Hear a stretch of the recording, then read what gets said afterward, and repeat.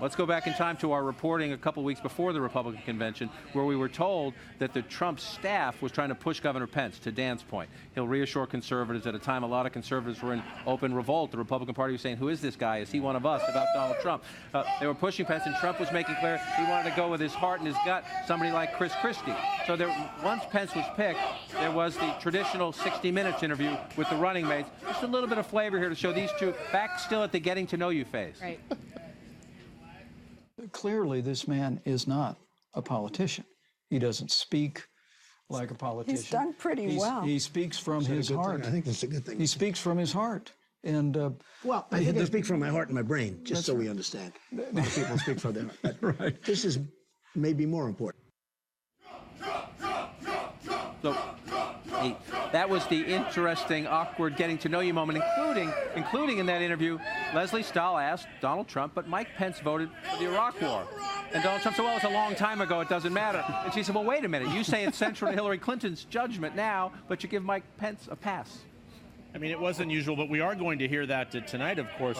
His voting record is going to be front and center in this. But again, I still think, I mean, as Jonathan said earlier, these are two, I mean, if there are gentlemen still in this business, these two certainly are, I think. So I don't expect them to be, sparring nearly as much as last week. But they do have to get their points in here. So Tim Kaine has been very fiery on the campaign trail, very aggressive against Donald Trump. I'm watching to see what his sort of anger level is here, because he is the attack dog in every way, more than Mike Pence is. Well, and I think it's interesting because Mike Pence does not have a reputation as an attack dog. He has a reputation of somebody who can stay on message and deliver a message, but he has not been somebody who has been a slasher in his campaigns. And so both because of that and what you just said, Jeff, in terms of having to strike that balance between being loyal to Donald Trump and preserving his own political future, that's a tricky set of things to navigate in the heat of a debate. And in terms of his discipline, we talked a bit earlier, Donald Trump left a lot of opportunities on the table in the first debate. He blamed the moderator after.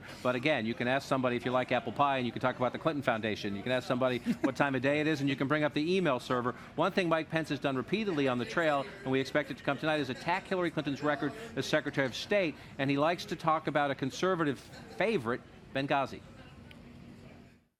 And it was Hillary Clinton who left Americans in harm's way in Benghazi, and after 4 Americans fell, said, what difference at this point does it make? As the proud father of a United States Marine, let me say from my heart, anyone who said that, anyone who did that, should be disqualified from ever serving as Commander-in-Chief of the Armed Forces of the United States of America.